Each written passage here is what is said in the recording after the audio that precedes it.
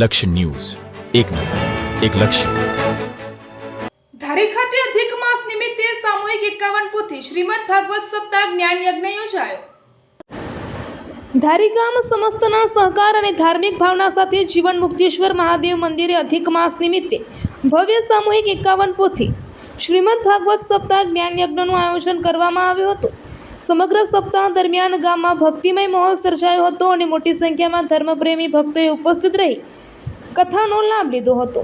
આ પવિત્ર ભાગવત સપ્તાહમાં જાણીતા ભગવતાચાર્ય શ્રી મનોહરલાલજી મહારાજના સુપુત્ર ડૉક્ટર કૃષ્ણકુમાર મહેતાજી દ્વારા શ્રીમદ ભાગવત કથાનું રસપાન કરાવવામાં આવ્યું હતું. તેમણે શ્રી કૃષ્ણ જીવન ચરિત્ર, ભક્તિ, સંસ્કાર અને ધર્મના મહિમા અંગે સરળ ભાષામાં સુંદર વ્યાખ્યાન આપી શ્રોતાઓને ભાવ વિભોર કર્યા હતા.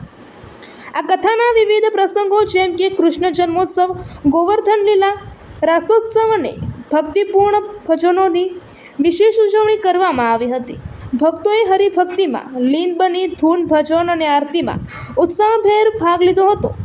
આ સમગ્ર મંદિર પરિસર ભક્તિમય વાતાવરણથી ગુંજી ઉઠ્યું હતું. આ આયોજનમાં ધારી ગામના આગેવાનો, યુવાનો તેમજ મહિલાઓએ સેવા કાર્યમાં મહત્વપૂર્ણ યોગદાન આપ્યું હતું. કથા દરમિયાન પ્રસાદ અને મહાપ્રસાદની પણ સુંદર વ્યવસ્થા કરવામાં આવી હતી.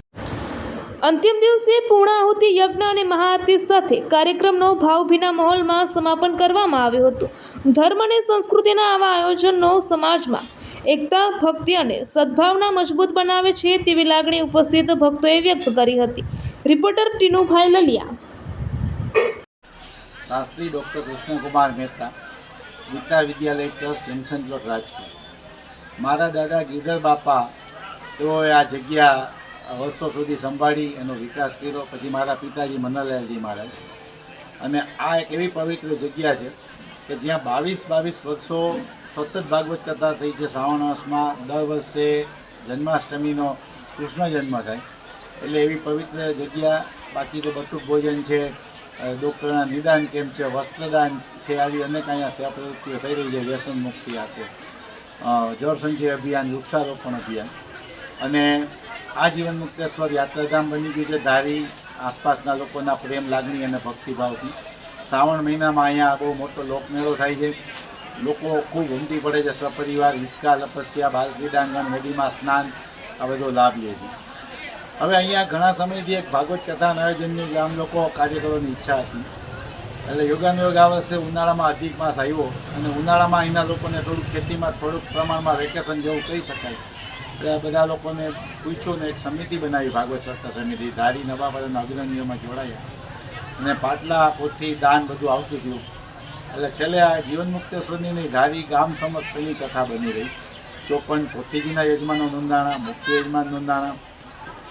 અને પછી એવું નક્કી કર્યું કે કથામાં 7 દિવસ રોજ બધાને ભોજન પ્રસાદ કરાવવા.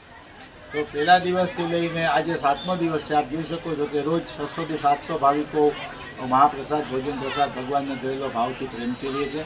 અને શરબતની વ્યવસ્થા વિસાભાઈ, અમારા પ્રેમપરાના વિસામણભાઈ ઢોલા તરફથી હતી. એટલે રોજ બધાને વરિયાનું શરબત છે, ચા છે, ઠંડુ પાણી છે, આ સગવડ રહી. સરસ કથા રહી, સંગીતમય કથા. કથામાં વ્યસન મુક્તિ, પર્યાવરણ, ભ્રૂણ હત્યા, રાષ્ટ્રપ્રેમ, કન્યા કેળવણી, દહેજ પ્રથા આ બધું પણ લોક જાગૃતિ અર્થે, લોક શિક્ષણ અર્થે કહેવામાં આવ્યું. અને આજે કથામાં આપણે અંતિમ દિવસે હોર્ન ન વગાડવા, સ્વચ્છતા રાખવી, સદાચાર, નીતિમત્તા આ બધી પણ લોકો પાસે વચન માંગ્યું આપણે. અને જળ સંચયની ખાસ વાત કરી, વૃક્ષો વાવવાની વાત કરી, પર્યાવરણની વાત કરી. તો ગામ લોકોના સૌના સહયોગથી એક બહુ સુંદર ભાવ વિભોર આયોજન આજે પૂર્ણ થયું. અને બધા ખૂબ મોટી સંખ્યામાં ભાવિકોએ ભગવાનનું નામ લીધું. 7 દિવસ સુધી ભગવાનના ગુણાનુવાદ. જીવન મુક્તેશ્વર મહાદેવની આ કૃપા છે, પરમાત્માની કૃપા. જય શ્રી કૃષ્ણ. આ જીવન મુક્તેશ્વરમાં હું સેવા આપું છું. આ જીવન મુક્તેશ્વર એક વર્ષો પુરાણી મંદિર છે. 500 વર્ષ પહેલાં જ પુરાણી મંદિર છે. આ ભાનુબેન મહિમાનું એનું મંદિર હતું. ત્યાર પછી એક લંગડા બાપુ આખી સાધુ જગ્યાની અંદર આ જગ્યા વસાવતા હતા. ત્યાર પછી આ જગ્યા ગિરધર બાપાને સુપાત્ર માનીને આ જીવન મુક્તેશ્વર ગિરધર બાપાને અર્પણ કર્યું. અર્પણ કર્યા પછી ઘણાય વર્ષો અહીંયા ગાયો, ગૌશાળા બાપાએ અનેક સેવાઓ કરી છે. ત્યારે પછી મનોહરલાલજી મહારાજે એમને આ જીવન મુક્તેશ્વરમાં પોતાની ભાગવત કથા કરી અને પોતાના જ મહેનતથી આ જીવન મુક્તેશ્વરનું પ્રાગટ્ય કરેલું છે. ત્યાર પછી અત્યારે કૃષ્ણકાંતભાઈ મહેતા અત્યારે ભાગવત કથાકાર એ પણ મનોહરલાલજી મહારાજના દીકરા છે, શિવપુત્ર, પણ આજે જીવન મુક્તેશ્વરને એણે એના પિતાજીની સાથે જ જેવું જ એમને આ મંદિરને પાછું ઉજ્જવળ બનાવી દીધું છે. આ કાર્ય એમને ઉઠાવી દીધું છે. જીવન મુક્તેશ્વર સાક્ષાત દેવ પ્રાગટ્ય દેવ છે. આપ જે કાંઈ વસ્તુઓ માગો છો તે જીવન મુક્તેશ્વર આપી શકે છે.